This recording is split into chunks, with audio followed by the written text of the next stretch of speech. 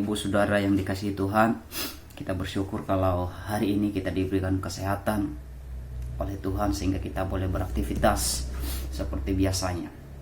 Nah Saudara, hari ini kita akan belajar kebenaran firman Tuhan di dalam Efesus pasal yang keempat, ayat yang pertama sampai yang kedua.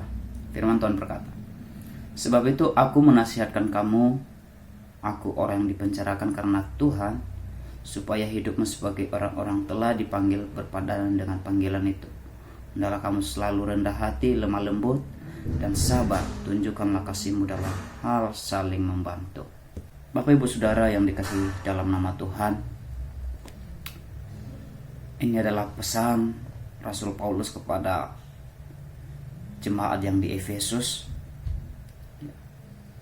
di mana Paulus berkata, "Sebab itu aku menasihatkan kamu."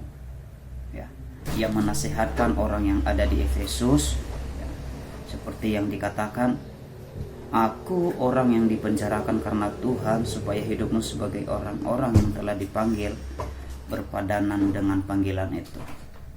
Artinya Saudara, di sini Rasul Paulus memberikan nasihat kepada jemaat yang ada di Efesus, supaya mereka supaya hidup mereka berpadanan dengan panggilan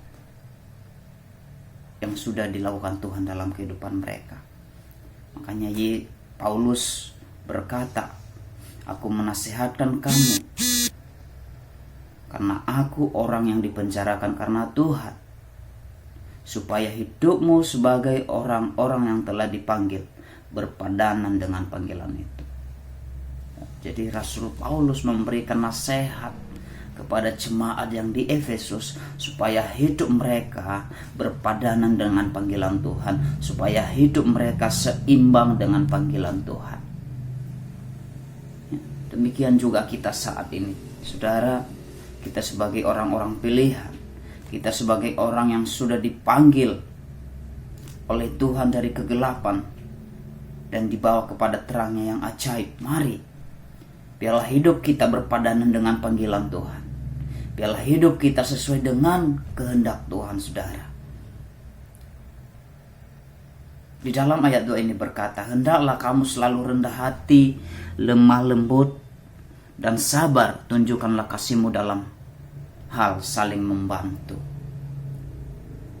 Bagaimana supaya kita bisa berpadanan dengan panggilan itu? Bagaimana supaya hidup kita berpadanan dengan panggilan Tuhan? Yang pertama Saudara, hendaklah kamu selalu rendah hati.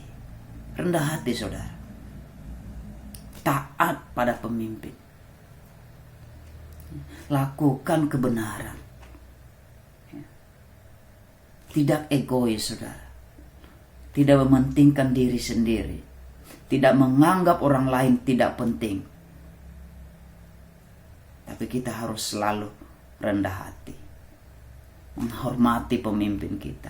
Menghormati orang yang lebih tua dari kita. Harus rendah hati Saudara.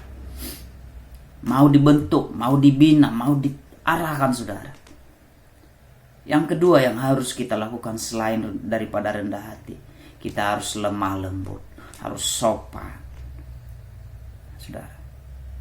Yang ketiga yang harus kita kerjakan, kita harus selalu sabar. Di ayat yang kedua ini, hendaklah kamu selalu rendah hati, lemah lembut, dan sabar. Kita harus sabar. Sebagai anak-anak Tuhan, sebagai orang-orang yang sudah dipanggil dari kegelapan dibawa kepada terangnya yang ajaib, kita harus menjadi pribadi yang sabar. Kita harus tunjukkan kasih kita dalam hal saling membantu Saudara.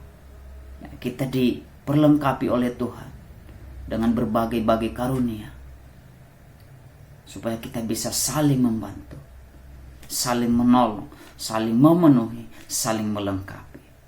Saudara yang saya kasihi, saya percaya ketika hidup kita berpadanan dengan panggilan Tuhan, ketika hidup kita berkenan di hadapan Tuhan, maka hati Tuhan disukakan.